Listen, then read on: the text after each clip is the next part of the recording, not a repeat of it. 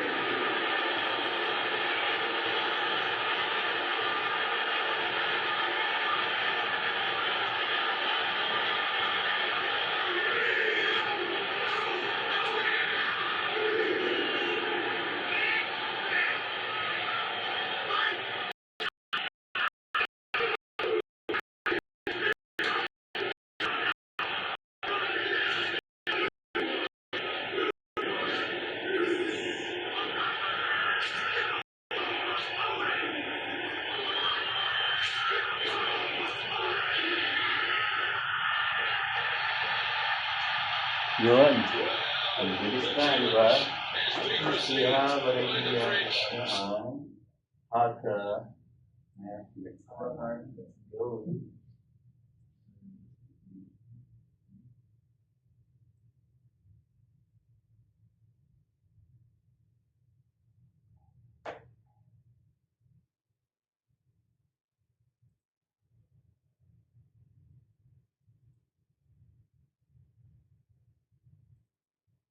Thank you.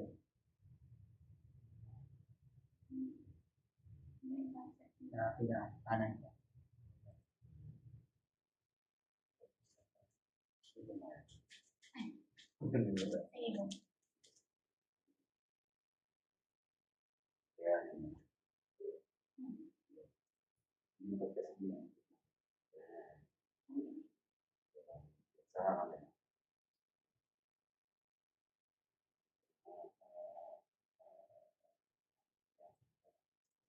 Alright, thank you guys.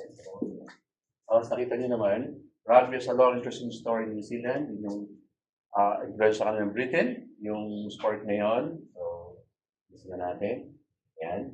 Yun yung kayo na pinanood nyo. Tapos, haka, traditional dance of the Maori people that been used in sports. In New Zealand, ginagamit din sa basketball ng team, ng tumasali sa FIBA. Tapos, yan. Isa na pag-usapan, pero pag-usapan na rin natin. New Zealand is a highly secular society. According to the 2030 census data, the majority of the population is 51.6 identifies as having no religion. The country has no state, religion, and guarantees freedom of faith. At least. Alright? Okay. So, Mark, pakibasa, the remaining. The remaining population practices a wide variety of faiths. The breakdown includes Christianity, 32.3%, the largest religious group, though it has seen a steady decline. Primary denominations include Roman Catholic, 5.8%, Anglican, 4.9%, Presbyterian, 3.6%, and Pentecostal, 1.8%. Meron pa rin. Okay. So, hindi natin pag-usapan rin sa phone. At least we have some little background. May Hinduism din, may Maori religious beliefs din sila, may Buddhism pa din dyan, at may iba pang mga religions na sinasabi, natin yan. National colors nila, black, white, silver, and red ochre. These colors are deeply rooted in the country's indigenous Maori heritage. In addition to the official national flag, the New Zealand flag features its own distinct colors presenting. These colors are frequently used in traditional Maori art, government orders, and iconic national emblems. Black represents creation in the darkness, kaya ito, kaya yung kanilang mga uniform, puro black. It is also defining for New Zealand's world-famous national sports teams like the All Blacks, sa basketball, Tall Blacks. White or silver represents enlightenment, the realm of a light, kaya marama, and the iconic silver fern. Red ochre, known in Maori as kukuai, this color holds deep spiritual importance and represents the blood of creation and earth. Alright, geography, listen natin to, ayan. Ito yung Southland, North na. Okay, so isa siya, tayo Pilipinas, di ba, hati-hati, sila dalawang hati lang. At meron pang dito banda, sa banda rito, siya miles malayo. Pero bihira naman tayo may client dito. Magmula dito lang. Northland, Auckland, Waikato, Bay of Plenty, Gisborne, Hawke's Bay, Taranaki, Panganui, Manawatu, Wellington, Marlborough, Nelson, Tasman, West Coast, Canterbury, Otago, Southland. So, yun yung mga areas na maradalas tayo maraming clients na nakausap. Depende sa lead flow, or at least, makikita nyo naman yan kung ano yung nagsimula sa umaga, sunod yan. Makikita niya kung puro Gisborne yung client, taga doon, makikita nyo naman yung sa flow yan. Bigyan na natin kayo ng idea. Yan. Yan. Jerome, pakibasa. Auckland. Auckland is a large metropolitan city with an island in New Zealand. It has an urban population of about 1,547,000 kilometers. Rather, mostly county population 1.9. So ito na yung pinaka-Makati, ito na yung pinaka-center ng kalakalan ng New Zealand. Auckland talaga. So marami natin client tayo din dyan. Tapos sa magandang lugar na Sky Tower, Sky City. Yan. Sa magandang Hanawi. Favorite spot sa mga turista. Kung kayo ay pupunta. Yan. Yan. So time zone, hindi natin dapat siyang masyadong, basta ang difference, Manila time, plus 4. Okay? So plus 4 siya. Okay? Or halimbawa, anong oras ba tayo? Alas 8? Alas 12 na po sa New Zealand. Normally ganun. Kaya ang dial natin is 5 o'clock ng umaga, tama TL, 9 o'clock ng umaga sa New Zealand. So, huwag natin masyadong kasi hindi naman tayo taga doon.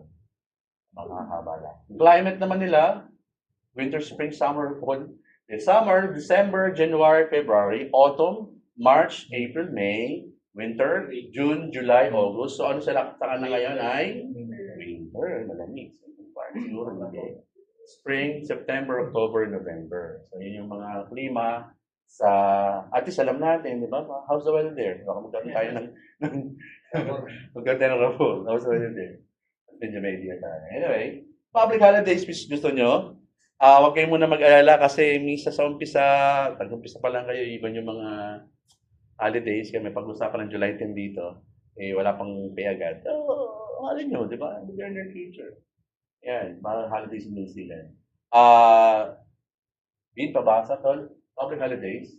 Public holidays. Public holidays in New Zealand, also known as statutory holidays, consist of a variety of cultural, national, and religious holidays that are distinctive in New Zealand. Alright. So, ano to, brother? New Zealand? New Zealand, public holiday is a state-recognized day off where eligible employees are entitled to a day off. These days are protected by law under the Holidays Act 2003, allowing workers to celebrate national, cultural, or historical events without music. So, yung time na nagagamit natin yung mga lips natin pagka ganyan. So, hopefully dati bigyan yan, kami nangyayari sa atin. So, New Year, kadalasan, siyempre may New Year, bagong taon, okay? So, when they fall on a Saturday, Sunday, if the employer would normally have work on the Saturday, Sunday, public holiday is observed on the Saturday or Sunday. Meron akong detail na may ibang holiday sa kanila, kaya pasa natin yan. Pasko, syempre, December 25. Friday ngayon yan. Ano ginagawa nila pag Pasko? He will celebrate Christmas under the sun with temperature often ranging from 20-30 degrees Celsius. Yan, may ganyan picture. Barbecues to place, fireplaces, and beach outings are as much part of the celebration as gift giving. So pag Christmas, yan, ganyan ginagawa. Meron pa silang ginagawa after yan, which ginagawa rin ng Australia at UK. Alright.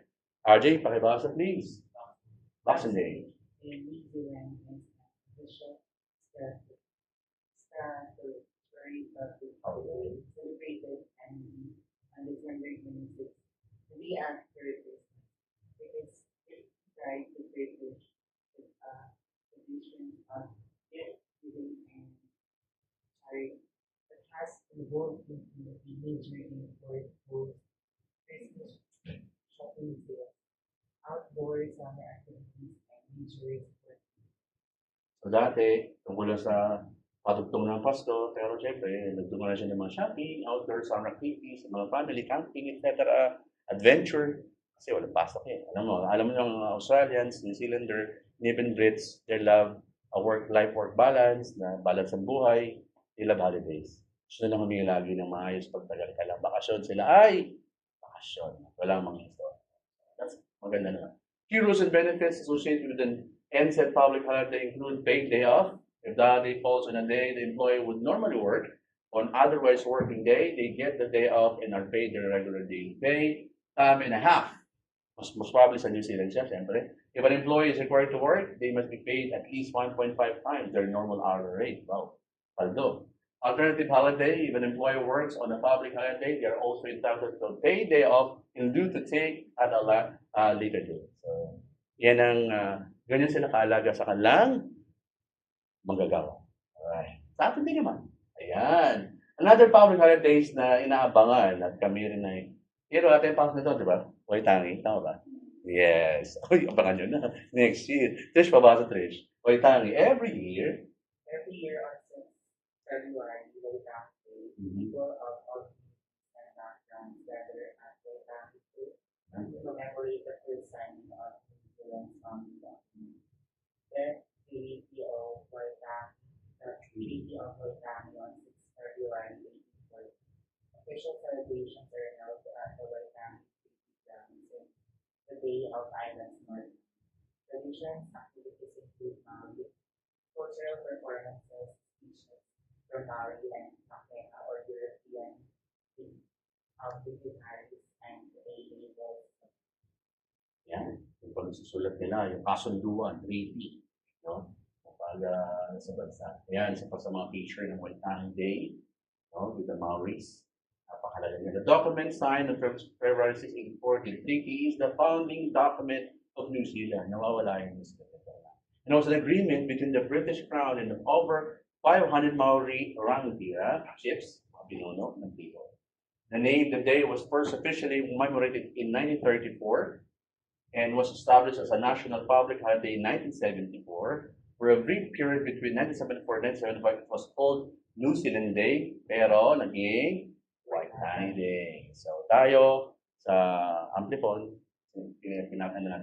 natin yan. So hindi tayo nangaabala ng Kiwis and Maoris, ng client, pag-araw na yan. Kasi napakahalaga sa kanila. Alright, tuloy tayo. Of course, syempre, mahalaga din naman yan, di ba? Mark, pakibasa, NZ Public Holidays.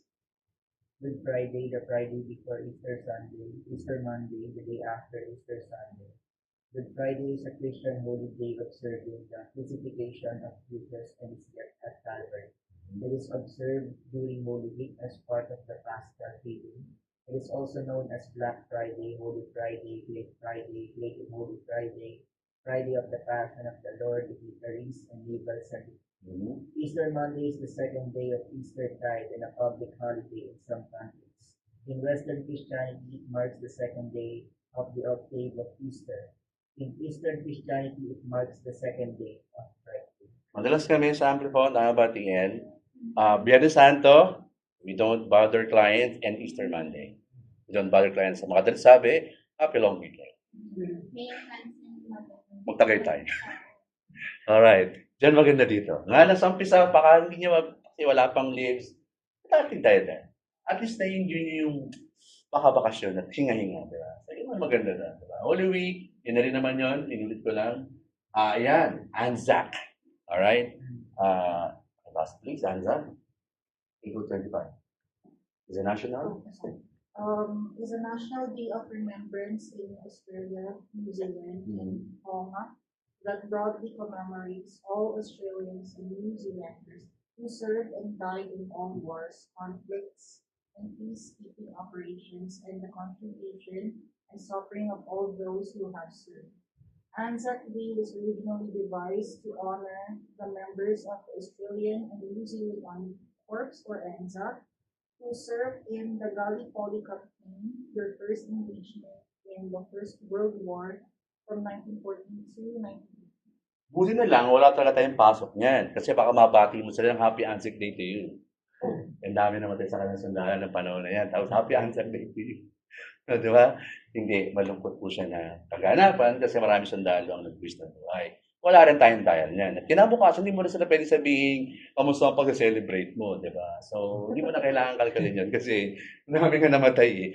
Yan, malungkot morning yan. It's a day of mourning to them. So, it should be, kung mabanggit man nila, okay lang, pero hindi ka mag-initiate na tatawa tayo. Ganyan. Okay? At least, be really sensitive in this kind of holidays NZ kasi mahalaga sa kanila yan. Para sa kalayan ng kanilang bansa. At maraming ang nagbuwis ng buhay para sa kanilang bayan. Many New Zealanders attend parades, dawn ceremonies, or commemorative ceremonies on Anzac Day. The Anzac Day parades involve return service personnel wearing their medals, mga sundalo, mga veterano, while marching behind banners. Defense Force members, cadets, and youth organizations also join in the parade. It's also common to lay wreath to remember New Zealanders who fought and died in past wars and conflicts. Some people travel to be part of commemorative service at Gallipoli in Turkey on Anzac Day. All right. Okay, parada lang yan. Of course, yan. Sarap niya ang pangan. Walang pasok. RG, pakabasa. 1, 2, 3, go. Okay. Every country has its monument. The key official breakthrough is elected which the breakthrough of the monarch has officially celebrated in this month. But that's not necessarily corresponds to the monarch. Alright. So, syempre, hindi tayo nangaabala ng ganyang araw. Hindi na wala tayong pasok ng King's birthday. We respect that so much. Of course, ayan. Eto, Matariki, it's July 10. Happy birthday. Wala kayong pasok, tayo lahat. So, Jerome, pakibasa ulit tayo doon. The Matariki Star Cluster. The Matariki Star Cluster, that Please. clear Please. prices at the northeastern horizon before the June or early July. The Nori calendar is rising once during the year. Ang taon nila yan. On those who died in the past year. To give thanks for the present and plan for the future. The 9 stars of Matariki each have specific associations. Matariki herself governs health and environment. Ohutukawa is connected to those who have died, and Tupuanuku and Tupuarangi govern the cultivation of food. Waiti and Waita are associated with freshwater and saltwater environments, respectively. And Waikuna Arangi brings rain, Urangi governs the winds, Iwa Iherangi is the wishing star, the star to which you meet your aspirations for the new year. The cultural content of Matariki is specific and substantive. The public events grow on the spring world in Mari in this content. So, parang horoscope o New Year ng Maori siya. So, salamat, Je. Mukhang sanay na sanay ka magpasa ng Maori. Parang dito ko kami. Maori journal. So, forward natin. Yan. Yung mga bituin Chinese. Diba? Yan, sila yan. Celebrate dyan. Para sa Maori yan ang kanyang bago pa. Beginning of their lives. Now, ano pa? Labor Day. The 4th Monday of October. Mark, pabasa. Labor Day. Labor Day is an annual day of celebration of the achievements of workers. It has its origins in the labor union movement, specifically the 8-hour day movement, which advocated 8 hours for work, 8 hours for recreation, and 8 hours for rest. Siyempre, mahalaga rin yan. Labor Day. Hindi rin tayo nangangabala ng ganyan. Cost of living, medyo mahal. Sana mabot bago kayo mag-prepare kayo ng 8:30. Alright? Gusto na natin to. Ito, yung unang latest kong research, 34.63 cents Philippine peso versus yan, 1 NZ dollar. Okay? So, yan yung halaga ng pera nila. At akala-kala, the New Zealand dollar, NZD, is the official currency of New Zealand, represented by the symbol of dollar sign or NZ dollar. So, yun, apart from other currencies, may Australian dollar, may Canadian dollar, may Hong Kong dollar, di ba? So, this medyo mahalo siya. Within the New Zealand, it's almost always abbreviated with the dollar sign. The abbreviations dollar NZ or NZ dollar are used outside New Zealand when necessary to distinguish it from other dollar-denominated currencies. Yan. Yun. Sweldo. In New Zealand, wages vary by industry, region, and type of employment. The minimum wage, employment agreements, and pay periods are all important factors to consider when working in New Zealand. Wages vary by industry. Yan. Ito lang yan. Are higher in areas within higher living costs. The minimum wage is set by the government. And there are also employment agreements between employers and employees. Yan. Okay, basa nga ito. The national minimum wage. New Zealand's national minimum wage is $23.99 per hour for all adult employees aged 16 and over. The statutory floor is broken down by the following categories. Adult minimum wage, $23.95 per hour starting outreach. $19.16 per hour available for 16 to 19 years old in specific qualifying conditions. Training wage, $19.16 per hour applies to employees aged 20 or over who are required by their employment agreement to complete at least 60 credits a year in an industry training program. For a standard full-time employee working 40 hours per week, the adult minimum wage translates to $988 per week, or approximately $49,000 per year before tax.